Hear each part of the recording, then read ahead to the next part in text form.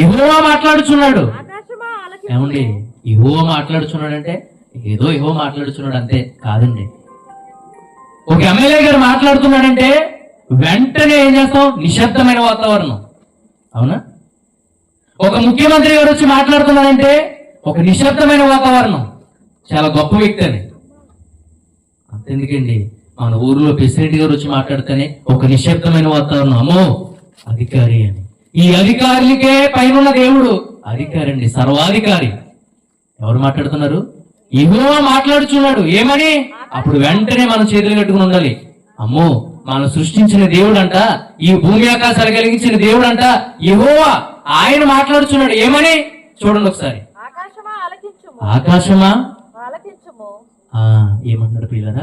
ఆకాశాన్ని ఆలకించమన్నాడు. ఆవిడ చెవి ఉన్నదా? వాటికి చెవులు ఉన్నాయా? మనకు కదా చెవులు ఉండేవి, మనకు కదా నోరు ఉండేది, మనకు కదా అవయవాలు ఉండేవి. ఆకాశానికి ఎప్పుడైనా చెవి ఉందా పిల్లరా? లేదండి. మరి దేవుడు ఎందుకు మాట్లాడుతున్నాడు? సర్వాధికారి అయిన దేవుడు యెహోవా మాట్లాడుతున్నాడు. ఏమని మాట్లాడుతున్నాడు? ఆకాశమా ఆలకించు, భూమి చెవియకు. భూమి ఎప్పుడైనా చెవి ఉందా చూసారా? ఆలకించడానికి దానికి చెవి లేదు. అయినా కానీ దేవుడు ఎందుకు మాట్లాడుతాడు? చూడండి ఒకసారి. నేను పిల్లల్ని పుట్టించి పెంచి పోషించి గొప్పవారిగా చేసి తిని, అయితే వారు ఏం చేశారంట? నా మీద తిరగబడ్డారండి. ఒక తల్లి తండ్రి 20 సంవత్సరాలు పెంచి పోషించి చదివిస్తే వాళ్ళకి అడ్డం తిరిగి ప్రేమ అని వెళ్ళిపోతే వాళ్ళు చూడకుండా ఇంకా తల్లిదండ్రులకి ఎంత బాధండి చెప్పండి ఒకసారి. ఆడి మీదే కదండి ఆశలన్నీ పెట్టుకుంటారు తల్లిదండ్రులు.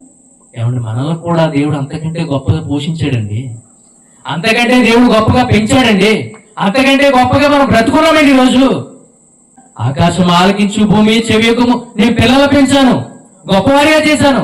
వాళ్ళు ఏం చేశారు తెలుసా? నా మీద తిరగబడ్డారు. ఎప్పుడు తిరగబడ్డాం? నా మీద ఎందుకు తిరగబడ్డాం? ఎప్పుడు తిరగబడ్డాం? ప్రార్థనకి వెళుతూ దేవుని మాటలు వింటూ ఆయన మాటలు ఎప్పుడైతే మన జీవితాల్లో చేయకపోయామో అప్పుడే తిరగబడ్డాం. అర్థమవుతుందా? మన ప్రార్థనకి వెళుతూ దేవుని వాక్యాన్ని వింటూ ఎప్పుడైతే ఆయన మాటకు తగినట్టుగా, వాక్యానికి తగినట్టుగా మనం నడవలేదో అప్పుడే మనం తిరగబడ్డాం. అంతేకాదండి, సర్వోన్నతుడైన దేవుణ్ణి నన్ను పుట్టించాడు కదా అని తెలుసుకోవాల్సిన మనం దేవుడేమీ లేదు, ఎప్పుడో చూద్దాలే అని అన్న చూసా, అప్పుడే తిరగబడ్డాం పిల్లలు.